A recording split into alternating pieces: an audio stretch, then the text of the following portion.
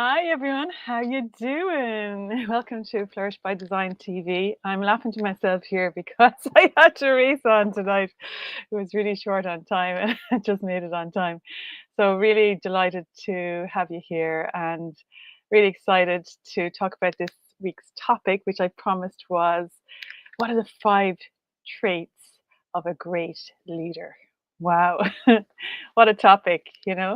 Um, Welcome to everybody into my studio. My name is Caroline. I'm the founder of Flourish by Design. I'm also a lecturer in design thinking in Griffith College, Dublin, and I'm studying a master's in education development and training. And yeah, I just bring all of my expertise into this space to design the true woman, the true you from the inside out. So yeah, it's interesting to think about this topic because it really was one of the topics came up for me during the week. Really, really interesting. When we talk about leadership in the world today, such a topical point for conversation, over the in the workplace and with friends and leadership is has a massive impact on all of our lives. And I remember as a child, a teenager, and my dad was very into politics and into sports and into everything. Basically, he used to always be. I remember saying to him, "Oh God, Dad, I'm not interested in politics." And he used to get really cross, not cross with me, but he would be, I would say, assertive with me and say, "Caroline, you need to be interested in politics, or if not, you're going to give your power away to everybody else, to the people that are actually in charge. So you need to decide on who's leading you, who's leading the country." He used to give me a big lecture about that. So it's really interesting. And I was talking to my son's girlfriend as well. She's a gorgeous girl, and she said that her grandfather used to say the same. So we do talk. She's very interested in politics. We do talk a lot about it around the kitchen table these times. And what came up this week for me, or last week in the masters, was this started into a new module called professional and personal development.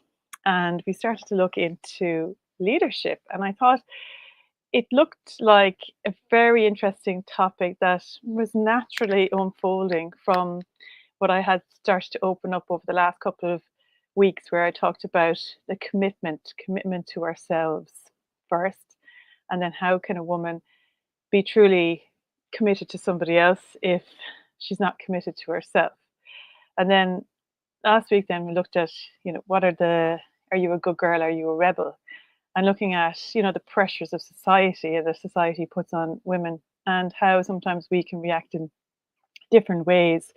One being, conforming and turning into a pleaser and just pacifying everybody, and leaving our needs to the side, and the other completely rebelling against society, and that's going against everything, and that both of them is actually not true, being true to ourselves. Then coming back into the middle way and into the heart. And it's interesting this week when we talked about this in the masters, and we talked about the traits of a great leader. And I thought, wow, they were very revealing, which completely different to what we imagined. We went into breakout rooms and we were speaking about this, and it was really interesting. So I'll bring you through the five traits, see if you will be intrigued by this too, and see if you actually have any of those traits yourself, or if you've seen them in other leaders and around your work, where you work, or is it something that you can see in society. So it's an interesting one. So the first trait, I have them listed here so we can remember, is self-awareness. So being self-aware, what does that mean? It means to being aware of how our emotional state, so aware of how we're responding to our environment. So when something happens in our life, and how do we respond to it, and being aware of our own emotions. So having, taking the back seat sometimes, as I call it, sitting back from ourselves and, and noticing our responses in our body and how we are reacting to something that's happening. Yeah, so awareness around that, or self awareness, that takes a little bit of practice in, first of all, noticing that there is something happening in response to an exterior stimulus, we'll say, and noticing that we actually have control of that, you know. And that moves us on to the second trait, which is our self regulation. So that's the second trait of a great leader, is to have self regulation. And what does that mean? It's the second step on from our self awareness, where when we become self aware, we start to notice that actually I have control over my how I respond rather than react to a situation.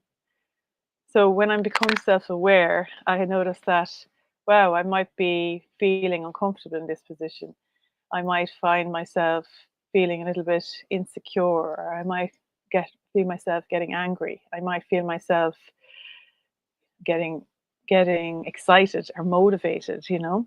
So I'm in touch with my own emotions. So I've got that self-awareness. And then the self-regulation is I can regulate my emotions and respond in a way that is productive, you know, and that I can decide and make a choice in the moment of how I wish to respond. So that's like self mastery, where we're not just something happens and we're like a dog, you know, on a lead. We're just go straight for the reaction. We start to be able to watch ourselves and see, okay, this is happening for me. This must mean something. Is something like a bit of a trigger, or and then I can actually notice that and then choose my actions and choose how I am going to respond. So for leadership, it's so important, massively important, because again, you're creating the environment. Part of that self-regulation is noticing that I create this environment within myself. And then especially in leadership, in the work environment, that you are creating this environment as a leader in your organization because you're head of the organization, or you are, for example, in teaching or in lecturing, you are creating the atmosphere in the classroom, or you are if you're facilitating something, you are the one who's creating that atmosphere for others. So when we have that amount of power, you know, in a space where other people are, self-regulation is really important there. And to use our emotions as well. Sometimes it's important to step up and to say what needs to be said. And like this week happened, Marie. Sometimes, like everyone knows me as being very, very personable, and they can talk to me and ask me anything, and they'll come to me with problems. And but I do.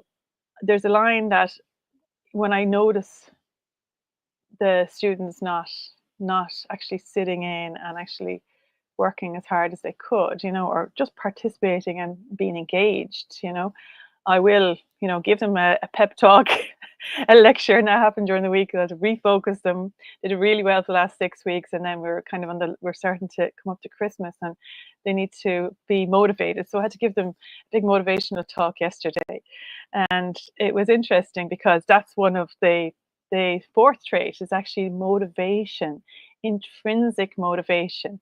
And that is actually taking the emotional regulation and noticing, you know, okay, there might be disengagement in the class. So I'm in charge of this classroom, I'm in charge of this environment. So I can use my intrinsic motivation to bring everybody, tap into my motivation, and to re-energize the room or the team or whatever you're working with, again, when I'm doing my master's at the moment, I'm working on a project with the guys, class, our team class. We're coming up with a concept project for a college around cybersecurity awareness. And yeah, it's really important, and I'm noticing that that motivation piece is so important for a leader to have, because as the leader, you have to keep the team motivated. And where is that motivation coming from? That motivation, when it in the theory we look at, it has to be intrinsic. And intrinsic is it's not actually attached to monetary outcome. There's intrinsic interest in the people, the people that are in your team, wanting to get the best from your team, wanting to see the best come from each of the individuals on your team, keeping them motivating, keeping them on the path, keeping their direction on the mission and on the goal. So a lot of organizations, again, they're set up by, they have this mission statement, and the whole organization is designed around achieving this mission that you're here to do. You've decided to come together and to create that organization to use all of our skills and talents and energy to push through to achieve this goal that we've set ourselves. That's what the leader needs to do, have that type of intrinsic motivation, and that is passed on to those in the group. And I was telling stories and I was motivating this week, and it really made a huge difference. And it was interesting because sometimes it can come across as quite strong, and again, that strength and that softness has to go hand in hand, especially when you're leading. You have that softness, but you need to have a strength that you can pull people up. And somebody said to me today, actually, it was funny because this is coming about a second year.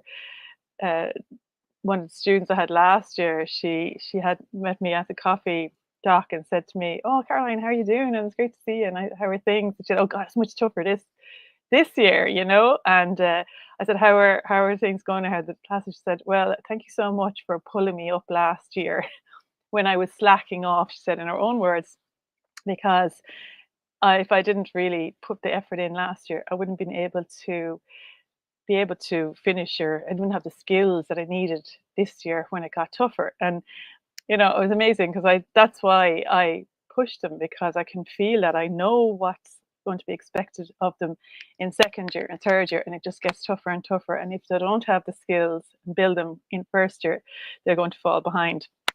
So I keep them on point, So I'll pull people up when in a positive way, in a positive way, always reinforcing how amazing they are, but that we need to step into life. And the more when we get out what we put in, I always say to them. So engage and get engaged, and really do your best with every moment that you're given, because it's never repeated again. We only have this moment once in our lifetime, and it will never be repeated again. So it's a golden moment of opportunity to learn that lesson that's in front of us, and I don't have them again for another. That's the only time I have them, is that for that period in first year. So it's amazing. And yeah, it was interesting to hear that back from her. And I do notice that they do sometimes appreciate that respect that they show themselves then in being committed to achieving their own personal goals. So it's great training. I would say that design is a discipline. It's like being in the army sometimes. You have to be focused and keep building your skills. Yeah, so that's a really important one, the motivation, which was really interesting. And the last one is social skills. So it makes sense, really, because I suppose if you're leading people, leading an organization, you need to be able to get along with people. You need to be able to really, I suppose, have this flow of rapport, of communication back and forth. And with that, a great leader needs to be able to articulate themselves. They need to be able to express themselves honestly, and be honest with how they're feeling, and have active listening is part of that social skill as well, that they can listen actively to the other person and then respond from a place of discernment and a place of empathy, which is the fifth. Maybe I mixed up those numbers, but yeah, the fifth one is empathy. So the social skills are where the empathy is played out. So again, the interaction, the rapport between people, as I always say, the quality of our life is reflection of the quality of our relationships, and that rapport and that free flowing of our way how we relate to each other in an authentic way is hugely important, especially as leaders, how we can be real, and be relatable to the people that we have under our wing, we'll say. And it's vitally important at these times because social skills are actually reducing. They're reducing with the younger generation because of phones and because of isolation. And when it comes to socialization, their experience of that is different to ours. There's often they don't have as much opportunity to just sit and talk because they've had these phones, since they were so young now at this stage, and that ability is a little bit less.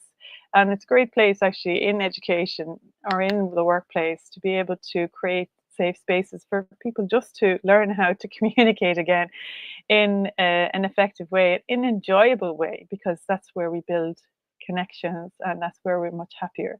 The social skills are, we say actually that it's in studies as well that people live seemingly 20 years longer when they have the more connections they have. So the more people that they're connected with and the more people are connected and have positive, healthy relationships in their life can add 20 years to your life, would you believe? So the workplace environment, is a massive, I suppose, opportunity there to build those healthy connections that can add to your life. And again, in education, lots of areas where people are transformative environments, I would call them. And when we talk about the fifth one is empathy. Empathy is another trait of a great leader. And I'm actually focusing my dissertation on empathy, which is, really fascinating. The last paper I submitted was about that, looking into empathy and can empathy actually be taught as a skill?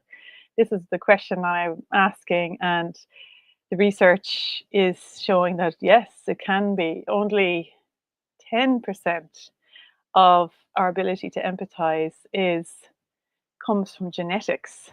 Cambridge University has done a study around this, and that was fascinating. So, as we come into the world, it's only 10% of our genes are affected by epigenetics, which is our genetics from inherited from our parents, but it is actually environment that is where empathy is taught. So, environment in the home, environment in education, environment in the workplace. These are all places where empathy can be taught and can be fostered. And it's really interesting because, again, depending on the leadership of an organization, if you think about a corporate organization, the leader themselves, if they're empathetic, they can have a huge effect on modeling that. And often talk about modeling as super modeling, the behaviors of empathy, because in this world, sometimes, it is something that not people, they might have a certain amount of empathy, but it is definitely a skill that can be learned and improved on, And in my dissertation, I'm having putting together the proposal for it now, but I'm asking the question, how can our ability to empathize affect our capacity to innovate? So I want to look at with my students again, how can we increase the ability to empathize, and how do the outcomes of our innovations, how does that affected by our ability to empathize with a social situation, social problem, the problems of the world. If we can deeply understand these problems, then we can we can actually find solutions that are more effective, not surface level solutions. That's what I see as some of the bigger problems in the world, and we're looking at, for example, the latest project that the students are working on now is the wayfinding system for Dublin Airport, and we're doing it for neurodivergent abilities. I would say that, how can we really empathize with people trying to make their way through Dublin Airport, and how can we change the wayfinding that it makes it more easier to navigate and reduce anxiety and social anxiety and things like that when we have those, I would say, I call them abilities, yeah. So like, if we to empathize, it's putting ourselves in the shoes of the other person. So rather than looking at the problem from the outside, we're looking at the problem from the inside out. We're imagining ourselves in their shoes, and then we're really trying to understand what the world would look like for people in, difficult, having challenging experiences in life. And then how can we find solutions to that through our ability to empathize? And empathy has two parts to it. The first part is the listening part, so the active listening, being able to listen and to be able to not have an opinion formed in our mind while we're listening, watching for our bias and opening our eyes and opening our ears to really truly understanding what the person is saying to us. And then the second part of empathy is actually taking action on that. So it's not okay, not that it's not okay, but it's not fully empathy if we're just listening and not making any action towards helping the situation. So full empathy has two parts. Yeah, how can we make a change? Listening and understanding, and then taking action on the information that we're receiving. It could be just a simple thing like somebody's coughing, or they find it very dry, and you just want to, what's your response to that? Oh my God, I feel like, I can see that you're coughing, and I see that you're struggling. I'll jump up and get you a glass of water, and you come over and you give them a glass of water, and then they feel better from that. So there's two parts to it, and that really is important when it comes to design thinking, comes to innovation. So can I really empathize, and what can I do about that problem then? So they are the five traits of a great leader. So it's interesting to think about that, because in our discussions, in our breakout rooms, and in the course, we were discussing, like I said, my reaction to hearing those five traits were that I would not have associated those traits with leadership in the world today. They're not something that I would have thought I see and are modeled in today's society. I don't know about you, but I might see one or two of those traits, but I definitely don't see them modeled as I would say, as a framework for what leadership is is known for. And the girls that was in the group with had very really interesting insights into that, and they would have thought actually worked in much more, I would say, difficult areas than I do. One was working in, I would say, more corporate environments, and her reflection was that it was a lot more an aggressive environment. So that whole self-awareness, self-regulation, empathy was completely not there. And I thought it was interesting, how, yeah, that is, these are the five traits of a great leader. You know, why is that not actually showing up in the world? And how is that having effect on the environments for in the workplace, where a lot of people are affected by that, when we create the environment in ourselves, our own personal environment is affecting the environment that people are working in or learning in or living in. And that has an effect on people's health and has an effect on how their happiness and their contentment. And their happiness and contentment is affects their health.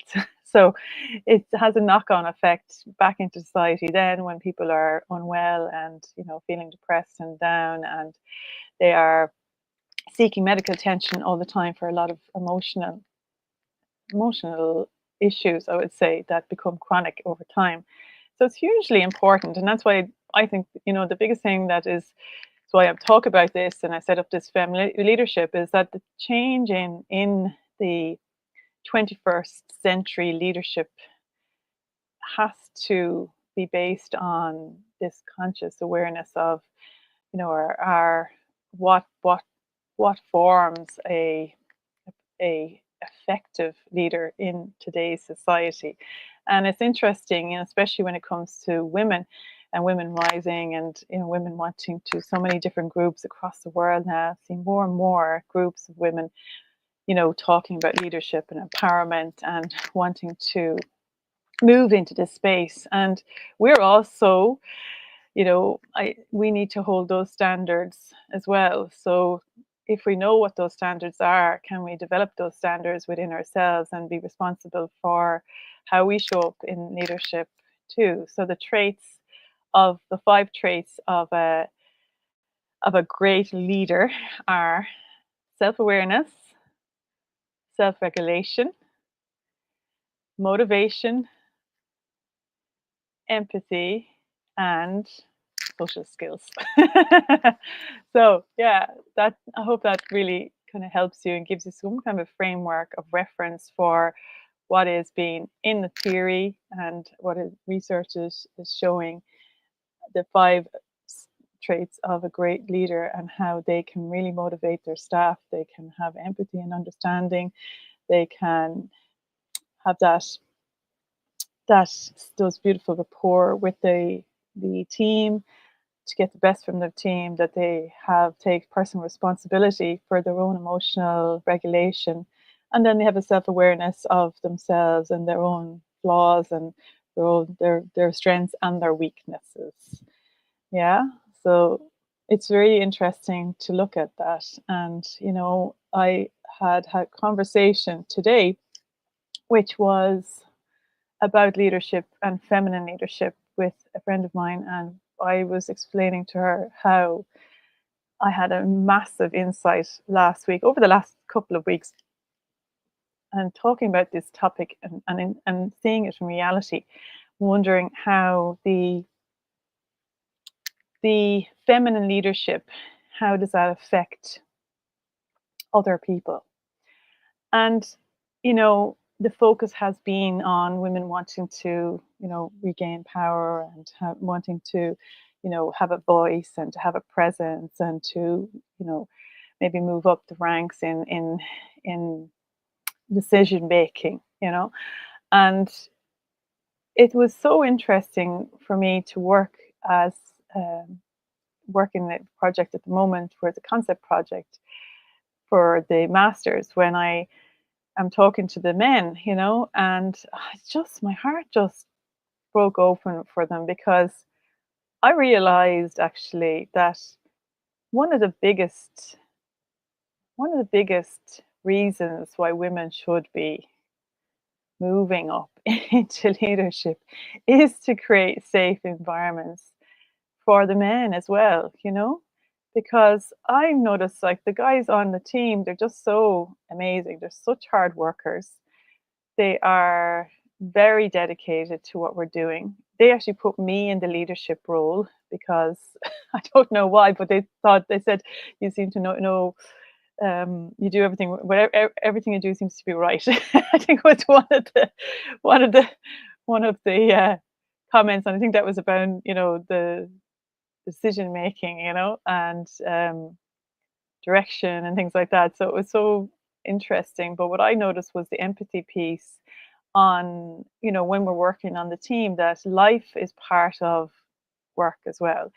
And for me, it was bringing in the emotional intelligence around that, and a number of the guys going through some really difficult scenarios in personal life, and everybody having some issue with their own life, and not leaving that outside, but bringing that in and empathizing with, and seeing how we can support each other, and really keeping motivated and keeping things running smoothly while the storms of life are raging as well, and wanting to make sure that everybody comes over the line with the next project, because we're very close to the end of the HDIP, and some people are just finishing up now. They're not going on for the masters, and wanting to see everybody achieve their best result, and you know wanting to make sure that everybody is feeling okay in themselves, and that they have that safe space to be able to express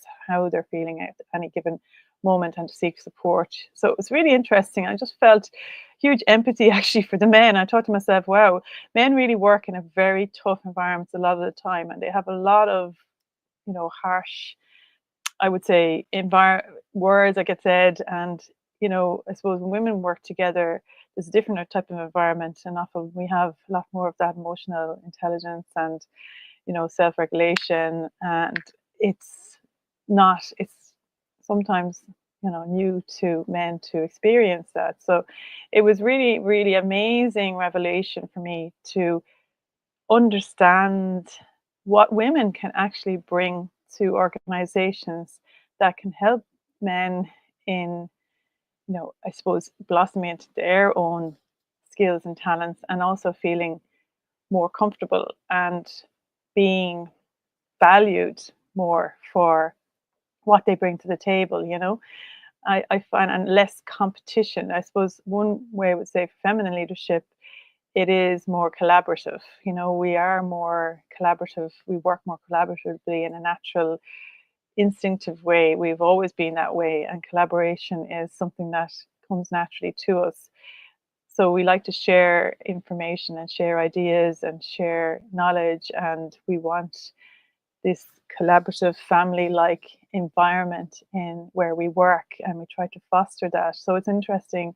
I never really thought of that, how that can affect the environment for men as well, hugely, massively. So that has been an amazing revelation. And sitting today talking about that with a friend of mine as well, fellow lecturer, and saying like we were both empathizing with how tough it must be for men. We don't realize the world that they live in a lot of the time, even though women, again, obviously we have a lot of work to do in getting our voice heard and representation in different areas. But there's a lot of really great men out there that have hearts of gold, and that would only love to support women that are interested in becoming those conscious leaders, and I'm experiencing that myself. It's amazing. So for men and women, the leadership style is a little bit different, I would say, and but the traits are the same. So again, it's the social skills, and the empathy, the self-regulation, self-awareness, and the motivation are the key points I'd love you to take away from this. And is there any of those areas that you think that you could develop in yourself, that you could help, that personal development and that professional development, because which is interesting there, that when we develop it in ourselves, in our personal life, in our personal, it affects our professional life. So yeah, hopefully that gives you some insight and some value into what the five top traits for leadership in the 21st century are. Okay, so I'll leave that with you until next week, and I hope you have a wonderful week. We're getting close to Christmas now. It's really, wow, it's flying in. I can't believe it. I'm looking forward to a little bit of break. I have 3 papers to get done before Christmas, and yeah, getting there. We're keeping motivated, and we're trying to keep the bit of fun going and lightheartedness as well. And everybody is stronger together. So remember that, and that's what great leadership is about: is bring everybody along and making sure everybody's doing okay on the journey too. Okay, guys, I'll talk to you next week and have a wonderful week. Slán leat agus gurb maith agat.